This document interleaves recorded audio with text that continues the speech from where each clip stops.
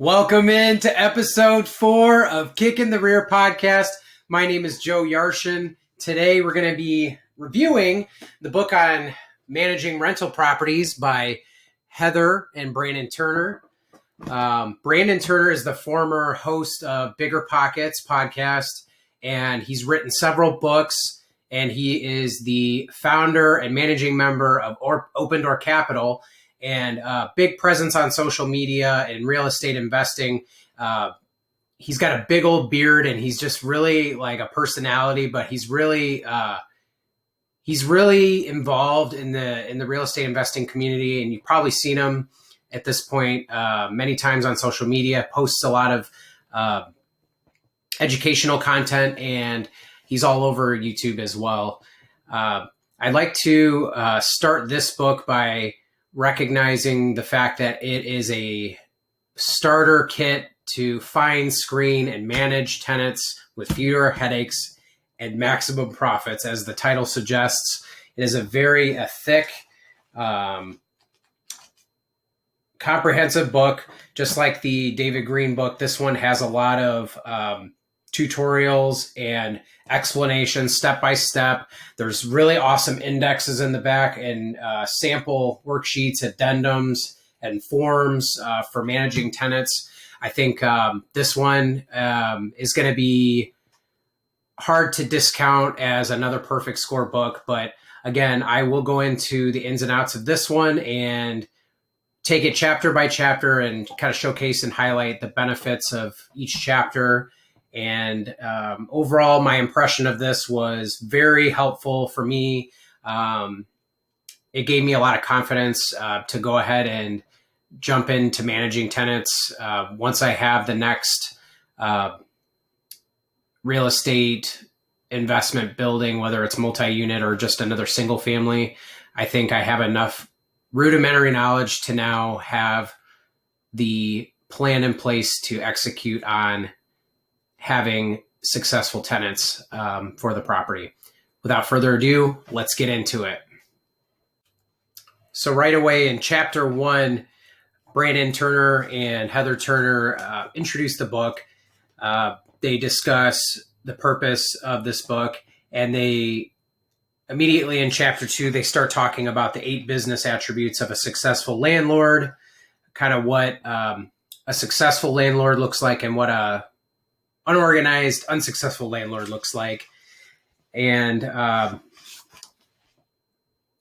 right away says they implement systems and repeatable processes. They simplify their decision-making, time management, and they ensure customer satisfaction. They help maintain financial stability. 2, they strive for continuous improvement, and they're firm, they're fair, they don't waver on decisions involving late payments or missed rent. They outsource and delegate tasks, which I thought this part was really awesome. They talk specifically about how they created a Google Voice phone number to deal with talking with tenants on the phone. This kind of just like helped them set the table and have business hours where they're reachable without being bogged down by calls, which is a lot of people's fears. At least I remember that was one of my fears is, am I going to get calls late at night? But this is something that they show how it's easy to avoid. Successful landlords keep strict financial control. They focus on their customer service. They understand the rules and the laws that govern their business. They mention right away the landlord-tenant laws in each state are different, so they vary state by state. And so he kind of says, the importance of that is one landlord-friendly state might have certain parameters that allow them to do business easier versus a tenant-friendly state might be more favorable and understanding of the tenant. And so you want to invest in states that heavily support landlords. He goes into specific laws in Washington, but that's where he does a lot of his investing. And I live in Tennessee, so there's a lot of different landlord friendly laws here. A lot of these states in the South do have those similar laws, but it does vary state by state. So recommending that you look into your own state laws, as Brandon did. They do ask for help where needed. And getting into Chapter 3 talks about initial steps, what to do before signing your first lease. He has 7 different things. One of the most important ones, which I thought was important, is considering asset protection. So opening up your LLC. I know I did that based on the recommendation of a CPA that I met in Illinois, and he took care of that for me for a nominal fee. But again, I think it's worth it. If you have a potential lawsuit, somebody sues you, somebody slips and falls, or you name it, that, there could be 100 different reasons to get in trouble by a tenant. So you gotta protect your asset and get appropriate insurance. Make sure that you're appropriately insured, not overinsured, and not certainly underinsured. If you have multiple properties, using an umbrella insurance policy. I know I've talked to my colleagues about that. I know it is hyper important if you have several properties to look into getting an umbrella policy. Something you want to set up right away as a retail bank employee, a former retail bank employee. Setting up a bank account is critical in the beginning stages. And I know I did that right away. I used American Express Business Online. It made it really simple to deposit checks and whatnot. I'm kind of open and learning that process as well. So, as my operation expands, I'm going to be utilizing other different types of banks. But for right now, I think the American Express online app is pretty awesome for business owners. My national bank has a really great business account program for small business owners as well. But overall, I think just having a dedicated checking and savings account so you can have tax advantages and just accurate bookkeeping. It's really important to have that to reconcile your taxes. Gathering forms and documents is important. Having the appropriate rental application, acceptance letter, and your deposit receipts and deposit to hold, denial letters, adverse action letters. Really, you want to have your lease agreement, rules and regs, pet addendums, move in and move out checklist. I thought this was awesome. Brandon and Heather have that included in the back of their book, all these different checklists, but that's one of them that I thought was nice.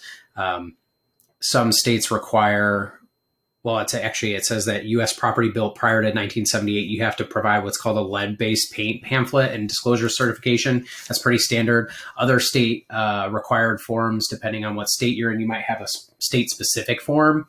Legal notices to pay or vacate, legal notice to comply with leases, notice to enter property, move-out instructions, and then disposition of deposits.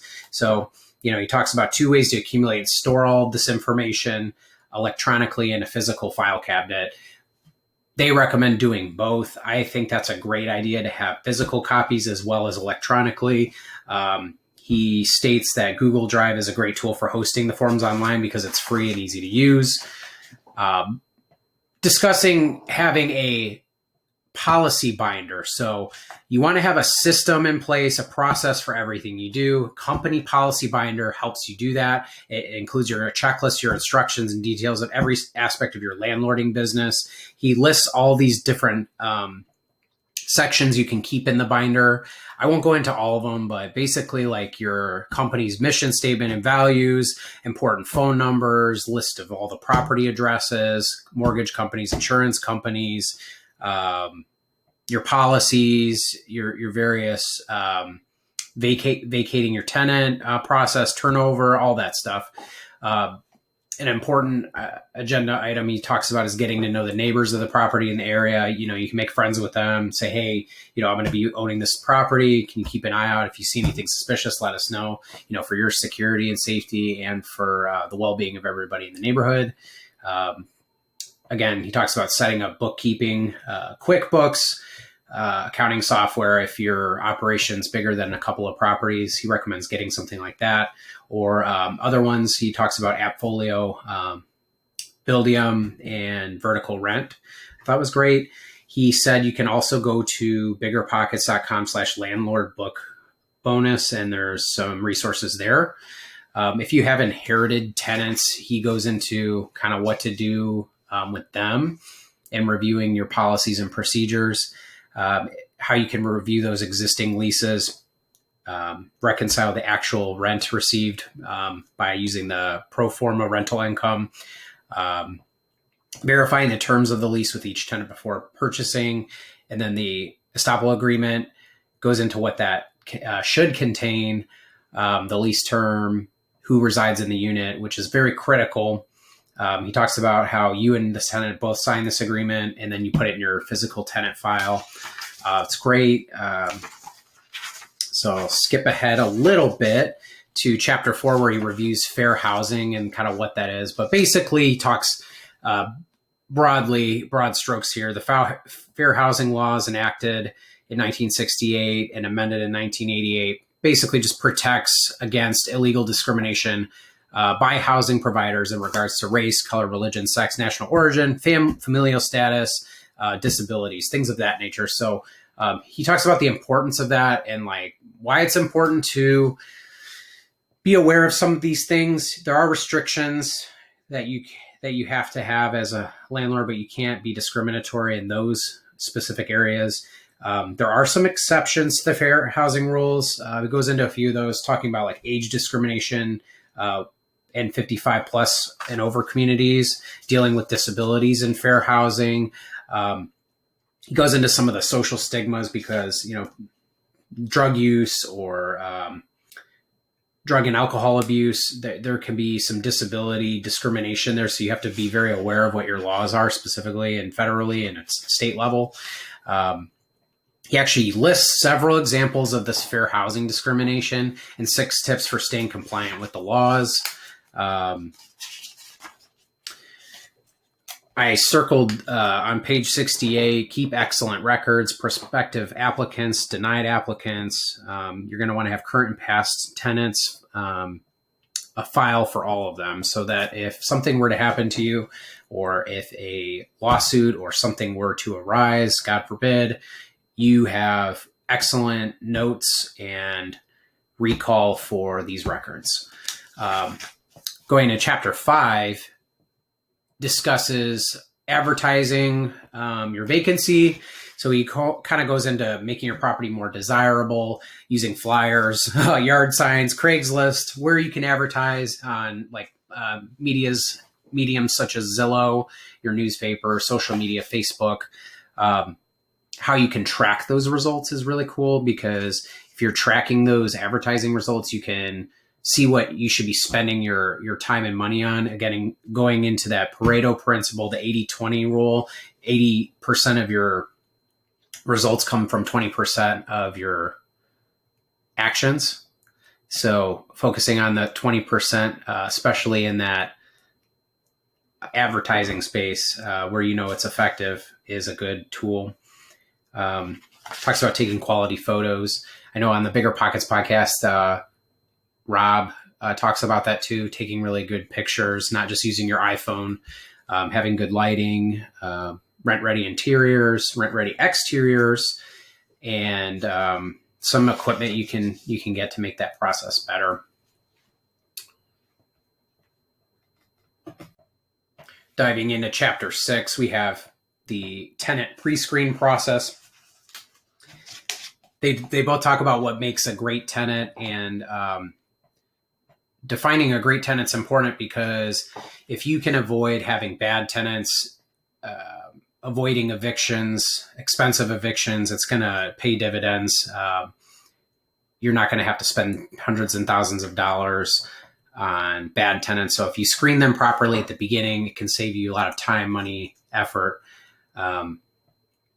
You can pre-screen them by asking really great questions. He has several examples of good questions to answer or to ask them. And depending on their answer, you'll have a better feel of who they are, what they are. You can kind of, you can kind of get some of their personality through some of these questions.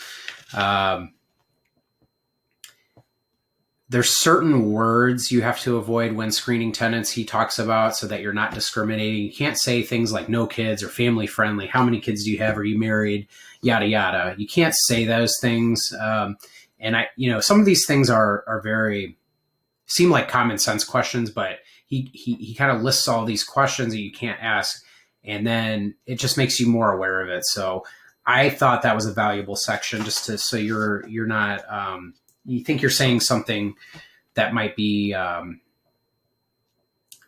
saying family friendly, but you can't phrase it that way. He talks about you can talk about selling the property conditions like, hey, this is close to parks, schools, libraries, downtown areas. Maybe it's close to gyms or bars or restaurants, but you can't discriminate based on if they have families or not, or whatever their demographic is. You have to be very careful about what you say. And that's something that I thought was important to note. You can pre-screen through the advertising. You could say no smokers, for example. I thought that was valuable. Talks about pre-screening them in person because you can see how they're dressed, maybe how they take care of their car. If they drive a vehicle, you can see if their vehicle is clean. If their vehicle's a hot mess, maybe you think that's how they're going to keep your rental unit. Do they make eye contact? I guess that's fine. But, who did they bring along with them? I thought that was good because if they bring maybe a boyfriend or a girlfriend or a significant other or family member, that they potentially need to be on the loan application with them. All tenants need to be on the application if they're residing in the property. He talks about setting your minimum qualification standards. This is really important because, again, if you're not being discriminatory, which you should not be ever discriminatory by any of the federal or state laws, you can still discriminate based on your qualification standards, which is income, for example, needs to be 3 times the monthly rent. That's not hard and fast, but he recommends that that's a big one you should utilize. You have to be careful, though, with that because there's Social Security, Section 8, and other programs that have restrictions. So you have to, again, know your state's laws according to what those restrictions are. Having a tenant with good references and actually calling those references, he says, most people don't call the references. You have to do that. Tenant cannot have evictions, so prior evictions would be a giant red flag. And then these tenants must pass a credit requirement. So he goes into what excellent, good, fair, poor, and bad credit look like based on the ranges. And you can look that up on credit.com. I have a credit specialist background, so I'm very hyper aware of those things. But for the average person, they might not know, or maybe the average investor isn't aware of what the standards are. You want to have somebody with in my opinion, a good to excellent credit score because they pay their bills on time. If they've had bankruptcies, these are things to keep in mind, but it's not necessarily, a deal breaker, but you need to understand their situation. They must pass a background check. There's some additional qualifications, you can consider, such as being a non-smoker, establishing a no pet requirement. I don't think it's a good idea to allow pets, and people still try to do it according to him, but I think it's a good qualification standard to have. Talks about some of the pros and cons of Section 8 housing. If you're unaware of what that is, he goes into all the definitions and types of programs that there are, overview. It talks about showing the physical property, what the phone screening looks like, and then having them drive by the property, make sure that they have interest in the property. If they just saw it online, they didn't realize it was 30 minutes away from their job, maybe they're not so inclined to follow through with the process. You could do group showings versus individual showings. He goes into the pros and cons of doing that. Having good appointment confirmation and setting appointments is important because you want to make sure people show up if you're going to spend time doing property showings. He talks about having the property rent ready condition when you're showing, make sure everything's safe, be there to tour and help them out and showcase the property. You don't want to oversell anything. You just want to show them the benefits of living there and why they, make it homey, make it warm, help them to visualize living there. He goes into the 11 most common questions asked by tenants, and then he kind of answers those questions. So that's a valuable section. I'm not going to go into all of them, but he gives some examples of some not ideal tenants.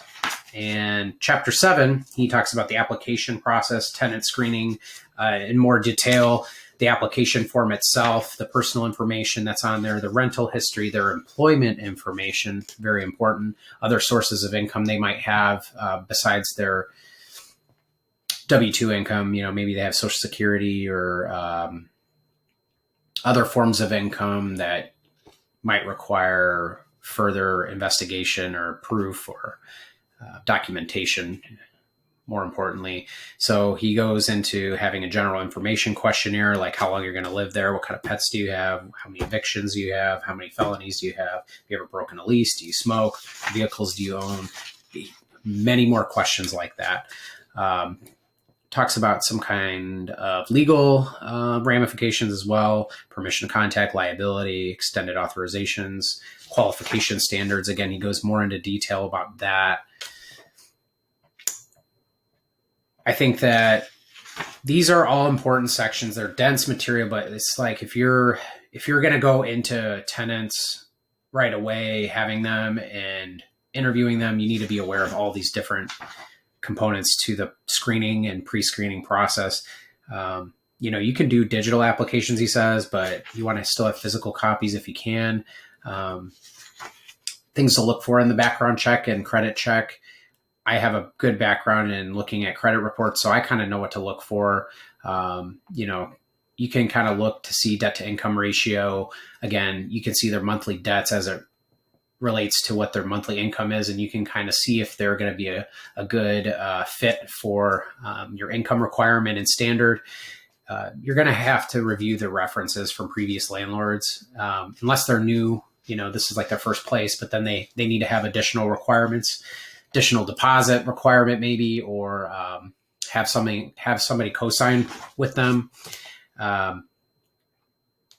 He talks about how you can look them up on social media to see what they're about, or Google them, drive by their current residence or maybe their current neighborhood, denying applicants after screening. He talks about the adverse action forms and kind of the legalities behind some of these things and why it's important to keep those records. Again, if you do deny somebody, allowing co-signers, accepting the tenants, and then he kind of goes into the next steps after approving a tenant. What you do, you have to decide on a move date right away. I think that the beginning of the month is ideal, and that's kind of what he echoes in the book. Him and Heather echo that many times, is that you want them at the beginning of the month, collecting your deposits, and then kind of giving them an overview of what happens next after you've done that piece. And then he actually, on page 143, he says you can download a free flow chart, which simplifies the process. So, if you're a visual learner like I am, it's very helpful to see that process beginning to end, because it is very lengthy. You don't realize all the steps involved until you start experiencing it or you read about it. So chapter 8 talks about signing the rental contract. You could do month-to-month or term leases, and he goes into the benefits in some of those and pros and cons of doing the term leases versus month-to-month, where you can go to find a good rental lease. He has examples of this in the back of the book. But again, going into why the right lease matters, you're going to want to talk to an attorney potentially, or you can purchase online legal websites using property management software. 22 things every lease should contain. So he says, like, name, dates, month, term, guest policies, address of the property, pet policy, smoking policy. I've kind of gone into some of this before, but again, he doesn't leave anything to chance in this chapter. He just gives you everything you need. Talks about how to signing the lease agreement. Okay, so this one I thought was a really cool tidbit. So page 154, he says you might want to consider conducting the appointment for signing the lease agreement in the meeting room of your attorney's office, if you can negotiate that. So it leaves a really good first impression with your tenant, but it also kind of sets the table that you're running a business, that this is not a charity. This is a business and needs to be treated as such. So you go through this process of new tenant orientation, explain to them what the lease is, what your business is about, maintenance requests, reviewing what they can and can't do. Again, using that tenant file to keep all this organized. And then in chapter 9, specifically managing the tenants. This is a good chapter. Setting your office hours is important. Using that Google phone number, collecting rent. Talks about not collecting in person. Cash is a big no-no for obvious safety, security reasons, but gives you other options and ideas on how to collect the rent effectively, timely, and without headache.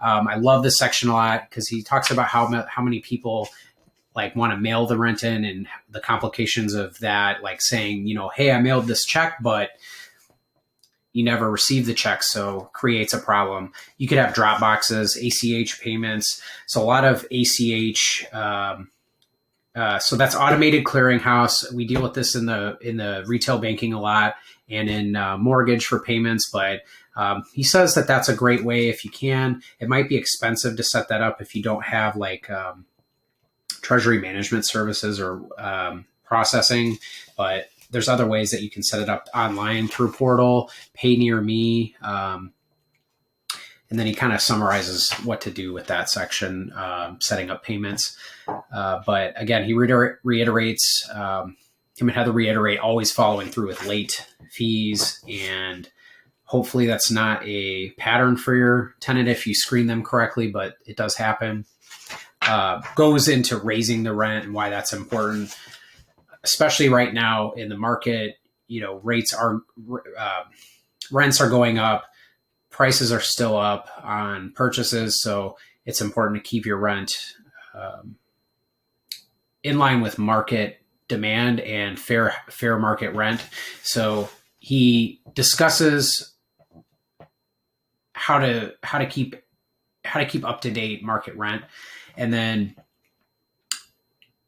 you want to inspect the property periodically, communicate with your tenants periodically. You can hire a resident manager to kind of inspect the building and live there. And their fee can be either, a reduced rate on the rent or something of whatever you come up with as far as negotiating with how you're going to pay them. But a resident manager can be very beneficial for keeping your real estate portfolio organized and up to date. He talks about in the same chapter, 6 ways to keep yourself free from lawsuits. A lot of common sense things, but I mean, you want to provide housing that's habitable. You want to provide housing that's safe.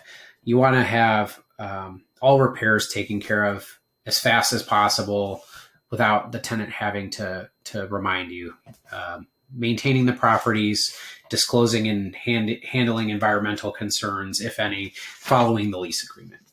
So he talks about generating extra income through these properties, reducing expenses. You can have laundry room income. You can have extra storage income, parking spaces. You can decrease your expenses by doing sub-metering, cheaper ads, electric metering, trash. Depends on if your tenant's going to pay these things individually or if, it just depends. So that wraps up that section. Very long chapter. So in chapter 10, we are dealing with problems. Okay. So he kind of says a few things. What if my tenants don't pay rent? What if they paint their walls? What if they get a pet without my permission? What if they're rough on the house? What if they burn down the kitchen? And so he goes into all of these very realistic problems and what to do when they happen. So clearly he's had a lot of experience with some negative tenant issues. So I think that it's good to see some of these case studies and how he handled them. I think case studies are valuable because it gives real life examples of average people and what they can do to make your life easier or harder. Handling tenant maintenance and repairs, what to do there. processing work orders, having a system in place to keep those accurate, timely, and organized, but also for the purpose of your bookkeeping. What to do if there's bounced rent checks. I thought that was that's got to be a fairly common thing, having people bounce checks. So kind of talks about what to do with that. And you can have late fees again associated with it. If people abandon the property, what to do if a tenant dies. I thought that was kind of like, I didn't even think about that, but yeah, someone could die on the property, and he has had that happen. So he talks about like what to do, how to deal with people that are having drugs or affiliations with drugs, people that have junk on the property, if they have unapproved roommates, again, smoking, pets, bugs, mold. It talks about the mold, what to do there, explaining to the tenant on the front end, here's some common ways that mold is created. This is your responsibility, and this is our responsibility as far as mold's concerned. Because he does talk about like serious things like black mold. So want to keep an awareness of those types of things. Goes into housekeeping, noise complaints. I thought this one was very relatable. I remember in my wife and I's first apartment, there was a loud dog that would bark, and it was such a nuisance. And we didn't want to confront the neighbor, so we called the property manager, and they took care of it. But then sure enough, the next day, dog's barking again. And sometimes these things just never get resolved. And sometimes it's easier to just go knock on their door and tell them what's going on. And so he kind of talks about how you can do that, is level with the tenants and say, hey, you got to go next door. Just let them know what's going on. If it's a very confrontational thing where maybe they're fighting, you want to get rid of those tenants. You don't want them fighting. You don't want physical altercations on the property for obvious reasons, liability, injury, just not a good situation.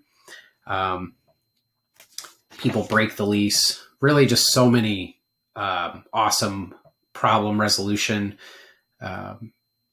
benefits in this chapter. So going into the next one, chapter 11, talks about getting rid of these bad tenants. And this is so good. Just like how you get rid of them, but like the easiest way, not renewing your leases.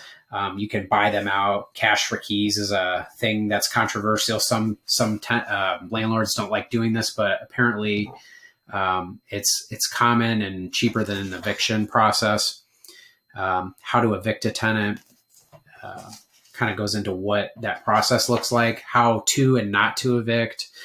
You don't want to be a vigilante and start moving their stuff out. For example, you don't want to be Batman. You want to be by the book, by the law, because you definitely don't want to get sued, when these things happen.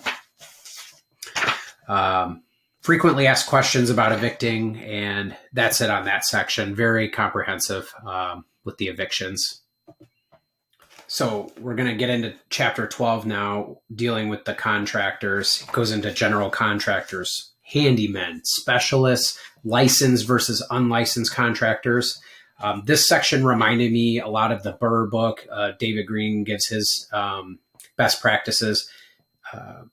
Heather and Brandon really hit it out of the park in this section, just kind of how to handle these contractors, how to find the great ones, where to look, and how you can screen the contractors just like you screen your tenants, on the phone, in person, asking for references.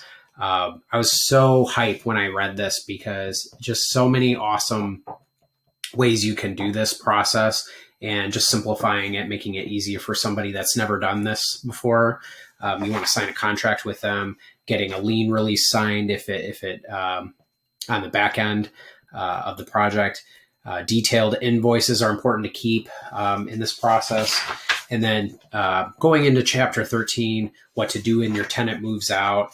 Again, just going into everything with the move out packet, acknowledging them to vacate, collecting and handing out deposits, refunding them when and when not to. You could do move out surveys to help improve your process. The inspection's a big part. And then the deposit again. Sometimes they'll owe more money than they have in the deposit based on damage. And there's some ways you can handle that through small claims courts, collections, negotiating with them. Chapter 14 talks about, this is the nitty gritty of business organization and bookkeeping. I think this might have been the most important section for me, because he really highlighted, again, the successful businesses are organized and have accurate bookkeeping. So first of all, the freedom you have by setting up your business correctly on the front end. Legally speaking, you're prepared in case there's any audits from the IRS. Keeping you profitable, and your business profitability is linked directly to this process. So he talks about getting a file cabinet, a printer, a scanner, a fax machine, having an inbox, a key box system for signing in and out of the keys, bill paying systems, tracking your mileage when you're traveling to the properties, tenant directories, phone numbers, having a very organized system of communication, maintenance tracking, contractor lists, you're setting up a website. There's some free ways to do that, but it is a little time consuming. So he gives some examples of like WordPress or some of these other web design companies that can help you set it up. Goes into the bookkeeping basics about keeping things separate. You don't want to commingle your personal funds and business funds.